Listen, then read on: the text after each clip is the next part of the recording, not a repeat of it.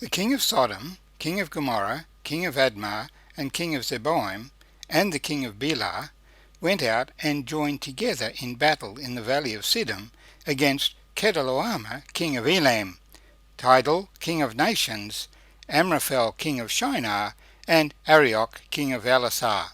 4 kings against 5. My name's Arthur. Thank you for joining me as we read in Genesis chapter 14 more of the troubles that Abram encountered and how the Lord helped him through them. Abram had sought the God of creation, and the God of creation had called him to leave his family and his country, in the Chaldees, on the Euphrates River, to come to a land that he would show him, and that he would bless him and make him a blessing. Abram had believed God and had obeyed, first leaving his country and his city, then leaving most of his family, and finally, having separated from Lot, he was alone, and the Lord then confirmed to him that the land then known as Canaan would be given to Abram's descendants. So Abram was living in the land of Canaan, but he did not own it. We take up the story in Genesis chapter 14. It came to pass in the days of Amraphel, king of Shinar, Arioch, king of Elasar, Chedorlaomer, king of Elam, and Tidal, king of nations, that they made war with Bera, king of Sodom, Bersha, king of Gomorrah, Shinab, king of Admah, Shemeber, king of Zeboim, and the king of Bela, that is Zoar. All these joined together in the valley of Siddim, that is in the Salt Sea. 12 years they served Chedorlaomer, and in the 13th year they rebelled. In the 14th year Chedorlaomer and the kings that were with him came and attacked the Rephaim in Ashtaroth Karnaim, the Zuzim in Ham, the Emin in Shabbath Kirithaim, and the Horites in their mountain of Seir as far as El Paran, which is in the wilderness. Then they turned back and came to En-Mishpat, that is Kadesh, and attacked all the country of the Amalekites, and also the Amorites, who dwelt in Hazezon Tamar. And the king of Sodom, the king of Gomorrah, the king of Admah, the king of Zeboim, and the king of Bela, also known as Zoar, went out and joined together in battle in the valley of Siddim, against Chedorlaomer, king of Elam, Tidal, king of nations, Amraphel, king of Shinar, and Arioch, king of Elasar. 4 kings against 5. Now the valley of Siddim was full of asphalt pits, and the kings of Sodom and Gomorrah fled. Some fell there, and the remainder fled to the mountains. Then they took all the goods of Sodom and Gomorrah, and all their provisions, and went their way. They also took Lot, Abram's brother's son, who dwelt in Sodom, and his goods, and departed. So one came and escaped to Abram the Hebrew, for he dwelt by the terebinth trees of Mamre the Amorite, brother of Eshcol and brother of Aner, and they were allies with Abram.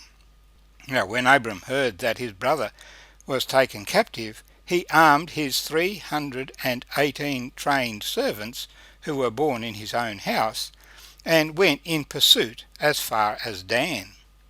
He divided his forces against them by night, and he and his servants attacked them, and pursued them as far as Hobah, which is north of Damascus. So he brought back all the goods, and also brought back his brother Lot and his goods, as well as the women and the people. And the king of Sodom went out to meet him in the valley of Shafar, that is, the king's valley, after his return from the defeat of Chedorlaomer and the kings who were with him. And may the Lord bless these words to us. Lot had moved down to Sodom, but these nations that had rejected God and were wicked before God were going their own way, and so we had a very large conflict between the kings of Mesopotamia, Elam and Shinar, countries we'd now call Iran and Iraq. So these kings of Mesopotamia had come a considerable distance to raid the Jordan Valley. Conflict between nations, as some seek to gain the wealth of others, is nothing new. When they came, they threatened Sodom and Gomorrah, and they submitted to Chedorlaomer and those with him for 12 years. But then they rebelled, and so Chedorlaomer and the kings with him came. First they attacked the giants, for that's what the Rephaim, the Zuzim and the Emin are. They were families of giants who lived in that part of the land, and we hear mention of them even up until the time of David, for Goliath was a giant related to these people. There were giants around Hebron as well. And so they attacked the giant people who were there, and then they came back and sought to reinforce the submission of Sodom and Gomorrah. Sodom and Gomorrah had no power against Chedorlaomer, and so their rebellion was squashed, and Sodom and Gomorrah, their goods were taken away by the raiders from the east. And they took away Lot and his goods. So Abram heard about this. Abram was living up in the hills, had not been directly affected by the battle, because it was down on the plain. What was he to do? There's no mention that he asked God or prayed about the matter, for indeed it was pretty obvious.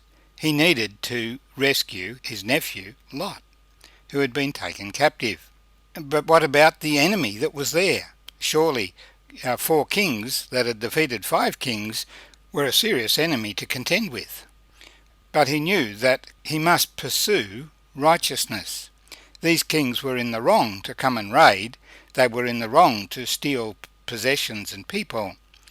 And so his response, joining together with his allies, 3 Amorite brothers, Mamre, Eshcol and Aner, was to go and chase after Chedorlaomer and the soldiers with him to recover Lot. He armed the men that were with him, and we're told 318 trained men born in his own house. So this is just some indication of how great a retinue of people were gathered around Abram. Working with him, he was not just a solitary Bedouin, but as we've seen, he had much livestock and many servants. And with these 318 men, he pursued Chedorlaomer. He divided his forces against them by night and attacked and chased Chedorlaomer away and delivered all the goods that Chedorlaomer had taken, not only from Sodom, but in all the places that he'd raided on this trip. The king of Sodom was very glad to have his possessions returned by Abram, as we'll read next time. So far in this story, God has not been mentioned. But does that mean he's not present? He has made a covenant with Abram to give him the land. Abram is learning to seek righteousness, and when he sees the need to do something, he does it. It's not a matter of, Lord, will you help me? It's a matter of, this is the right thing to do, therefore I will do it. In many situations there is a question, should I go or should I not go? In similar circumstances, David asked, should I go? And the Lord said, yes, go. But in other situations it's simply a matter of doing the right thing, and we should do the right thing. There's a principle here that was announced by Samuel to King Saul. He said, you will receive the Holy Spirit, and when the Holy Spirit comes upon you, do those things that are right that come before you. So Saul was not to and about making decisions. He was to trust that God would help him do the right thing. And of course that pertains to us. We don't need God to tell us to do the right thing.